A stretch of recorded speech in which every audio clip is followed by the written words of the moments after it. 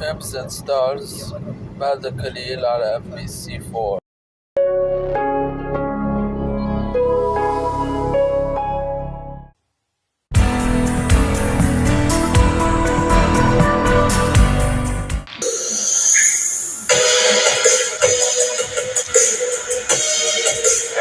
Welcome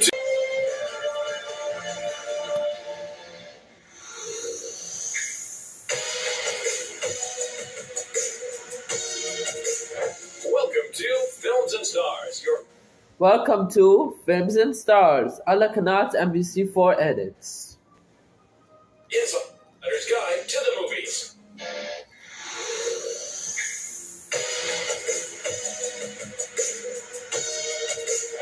Welcome to Films and Stars, your insider's guide to the movies.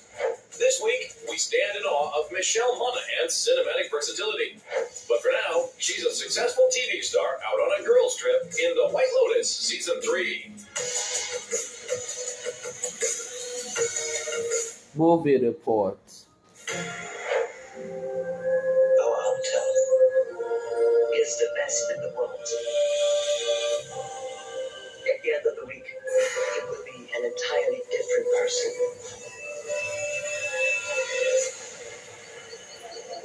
To Thailand, and a week of new memories. Fans of quirky dark comedy rejoice as the third season of the popular series The White Lotus is finally upon us. This Emmy Award-winning social satire once again boasts an all-star cast that heads to an A-list resort to unleash their worst, most privileged impulses. Written and directed by Mike White, this batch of episodes brings us to a new White Lotus hotel in a brand new location with a largely new cast, who were all very much into the earlier seasons. I'm going to help you bring your joy back. I'm such a big fan. Like, the first two seasons I love, and I used to say I want to be in White Lotus, but I don't know where I'd fit. I couldn't see myself in that world. And then I got the audition for Chelsea, and I was like, this could be it, this could be it. But I was actually so scared to do it. I think because I cared so much, I was like weirdly like putting off doing my self-tape. I was like, don't think I'm going to do it.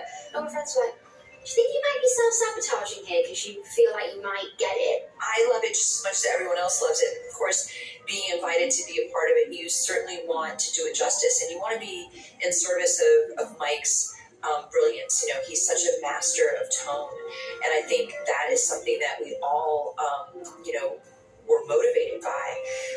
I think what makes this particular season a little bit different is that we're in Thailand. It's the location, and what's exciting is that we see each of the characters explore Thailand in a way that we haven't seen in previous seasons. And I think as a result of that, this show actually feels bigger.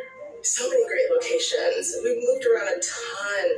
We switched hotels so many different times, and just to really explore the beauty of the island. I feel like Thailand's a character this season, and we get to see so much of it. Since the first season rolled out back in 2021, the series من انطلاق الموسم الأول عام 2021 أصبح المسلسل مشهور. That means the مسلسل they were doing is مشهور because it was launched in 2021 by the guest stars, these guests like myself. It's the location, and what's exciting The lady with the white shirt, the White Lotus. is that we see each of the characters explore Thailand in a way that we haven't seen in previous seasons. And I think as a result of that, this show actually feels bigger. So many great locations. We moved around a ton. We switched hotels so many different times, and just to really explore the beauty of the island. I feel like Thailand's a character this season, and we get to see so much of it. Since the first season rolled out back in 2021, the series has become rather iconic, and its returning cast members were treated like royalty during the shoot. I mean, season one, we just felt lucky to be working. It was COVID. We were in one location. We weren't allowed to leave the location. And to go from that to White Lotus is like a cultural phenomenon. Like, it's just... And I felt that going in. I felt that pressure and that nervousness. And I remember Carrie came up to me and she was just like, "You're nervous?" She's like, "We're all over there and we're all nervous to meet you." Old friends, long time friends, not old. Happens in Thailand, stays in Thailand.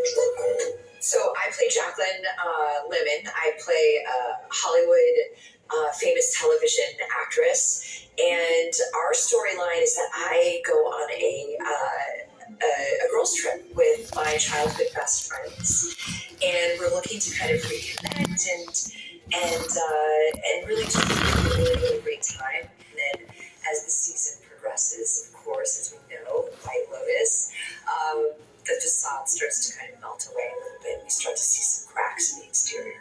Not a wellness centre. You should get a facial.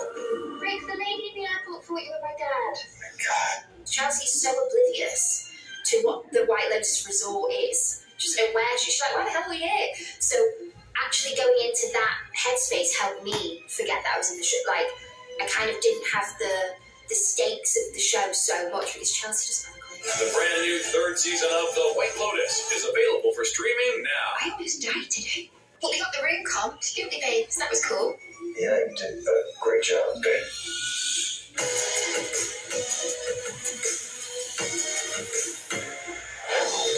Michelle Monaghan started her career in showbiz as a model before segueing into acting. She soon became known for her versatility, surprisingly good in everything from comedy to action to intense drama. I think it's just people mistake me for being just like really, really happy all the time. It's like I really like to explore the darker sides of roles, and that is just, obviously that's what actors do. That's our job. One of her biggest early breaks was in the beloved dark comedy detective flick Kiss Kiss Bang Bang opposite Robert Downey Jr. It's interesting. It's come back around now in like the latter years as a Christmas movie. It's kind of reinventing itself. In fact, people will always say to me like, "Oh, Kiss Kiss Bang Bang is my favorite Christmas movie." I was like, "Oh wow, that's right. It was set around Christmas time," and I never thought of it as that. But I'm glad that it's still. It's found its audience. It's a bit of a cult favorite, and it means so much to me because I'm so proud of that role and everybody in it. Right from the start of her career, Monaghan was working with big-name actors like Downey, Val Kilmer, Casey Affleck, and Jake Gyllenhaal. At first, she was a little starstruck. I underestimate everybody that I could potentially work with, and then you realize that they're just like you, and they're just doing their job, and everybody's just so nice and welcoming at the end of the day that it makes it much easier. Michelle has appeared in several rom-coms, such as Maid of Honor and The Heartbreak Kid, and knows that being funny is harder than it looks. Definitely think comedy is more challenging for me than drama. It's all about the timing in comedy, so yeah, it's definitely a challenge, especially after you do something 10 or 15 or 20 times, and then it's sort of not that funny anymore. It's sort of, you've told the joke how many times, and it's not good. So it's always nice to then be able to use improv and things like that. Among the big blockbusters on her resume is the Mission Impossible series, where she played the wife of Tom Cruise's character. She joined the team in the third installment, in which she gets kidnapped by a villainous Philip Seymour Hoffman. That was just such an extraordinary experience from beginning to end. Certainly that film, I think one of my first days on set actually was the scene it was the opening scene of that film with Philip and Tom. As intense as it looked like, of course. Philip's such a tremendous actor and, just such a talent we were so fortunate to be graced with. 2021 found her back with her Gone Baby Gone co-star Casey Affleck for the psychological thriller Every Breath You Take. Well, listen, that movie remains, a highlight. I'm very proud of that movie. And so this was a really great opportunity to kind of creatively reunite with Casey. And once we got in that creative space again, I was reminded of, really what a tremendous actor he is. Michelle Monaghan is clearly one of the most versatile stars in the business. Well, I think it's predominantly like that I get to learn so much about myself, and it's really challenging for me, and I feel really, I'm always in awe of it, and sort of the fears that it kind of brings up in me, and I really just like going for it at the end of the day, and sort of kind of tackling those fears, I guess, and it's really fulfilling.